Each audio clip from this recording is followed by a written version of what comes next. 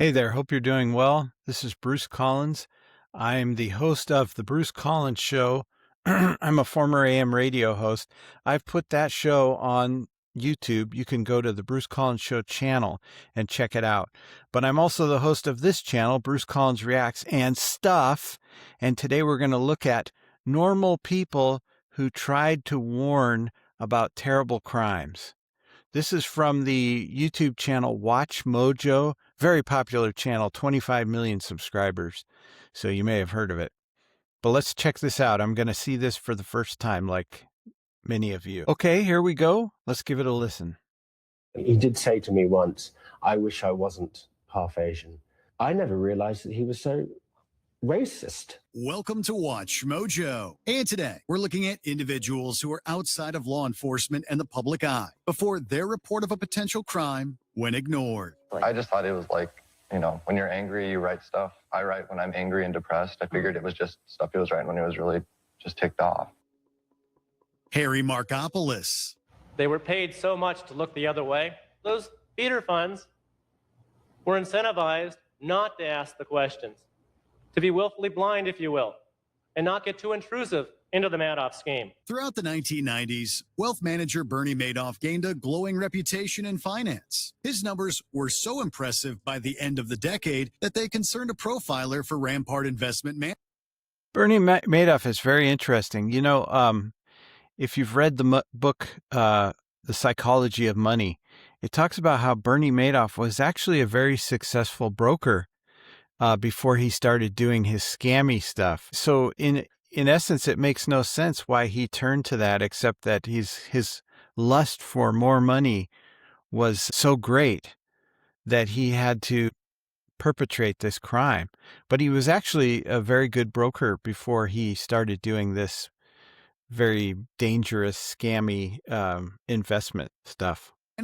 Harry Markopolos noted that Madoff's returns were unrealistically consistent for legal methods and market activity. He then delivered a report to the SEC in 2000, but no action was taken. He submitted two more futile reports in 2001 and 2005 and left Rampart amid disillusionment. Who else figured this out besides you?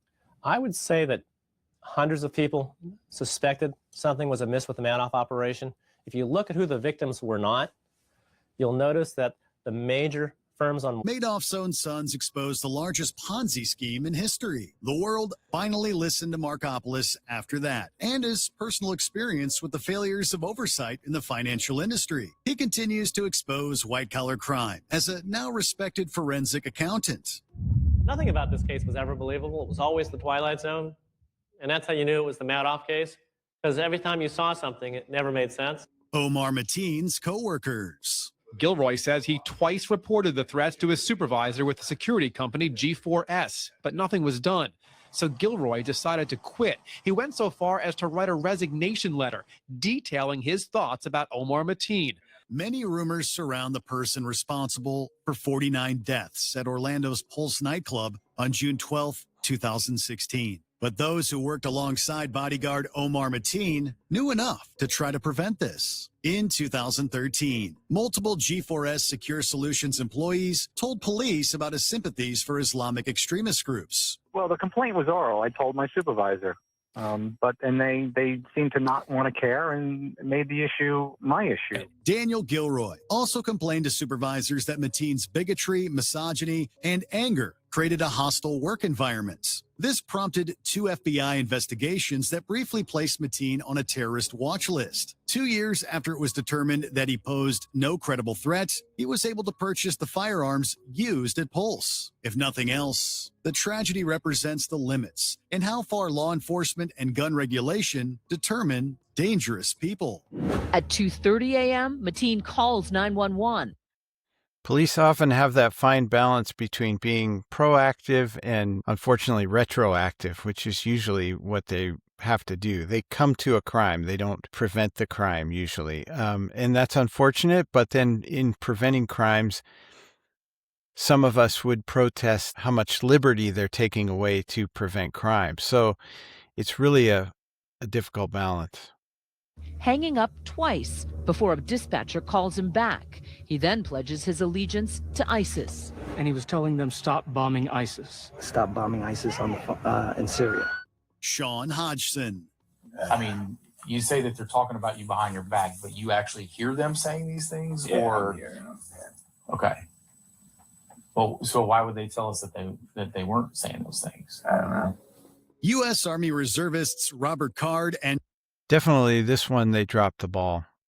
Sean Hodgson were best friends for 2 decades. So the latter was able to intimately witness Card's psychological decline during his 8 years as a grenade instructor. It's believed that this intense environment caused gradual traumatic brain injury. Months of family concerns and hostile acts in 2023 led to limits on Card's authorizations. In September, Hodgson asked his training facility supervisors to change the Sergeant First Class's passcode for fear of a mass shooting.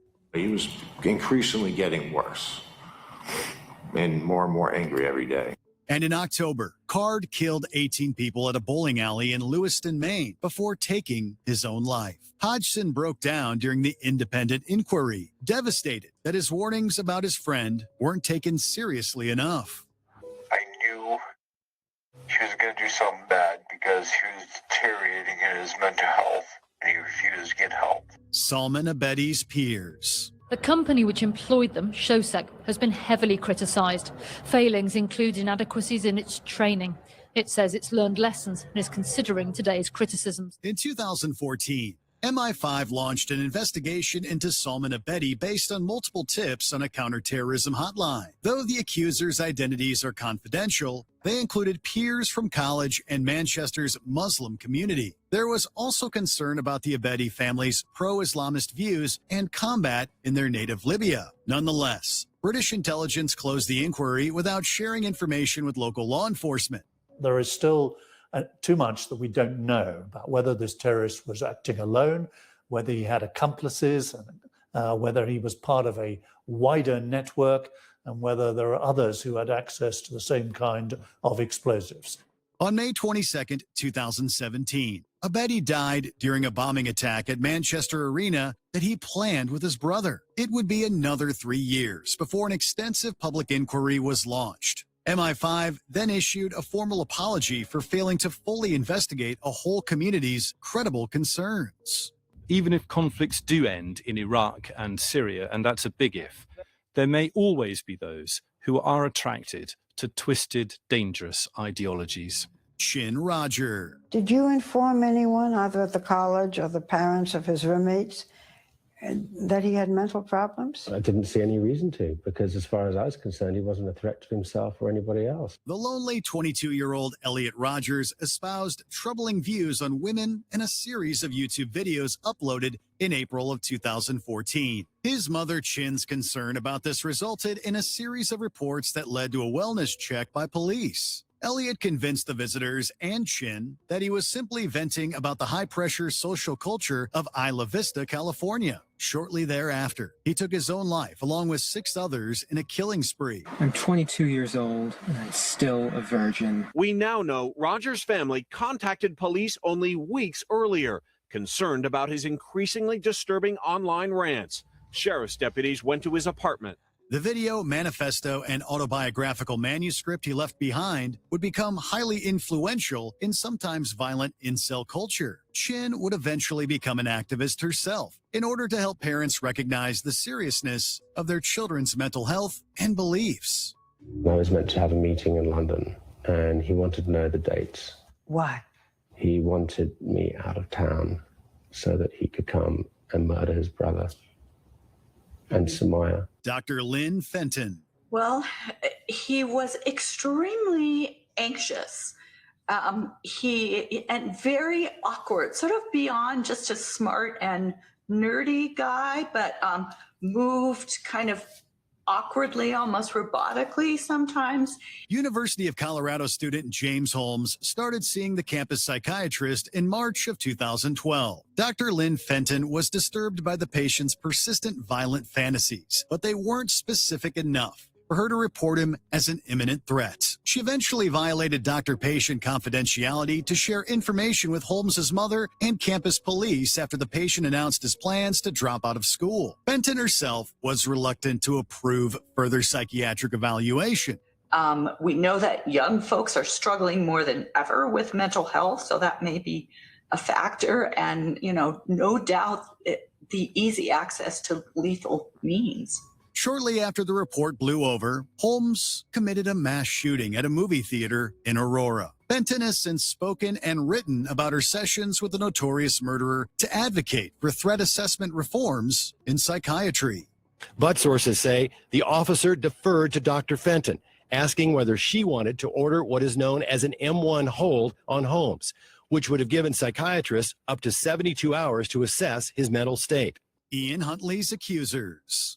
The reality is here's a man who's very accomplished at lying, had been interviewed numerous times by the police in the past, so knew exactly the procedures.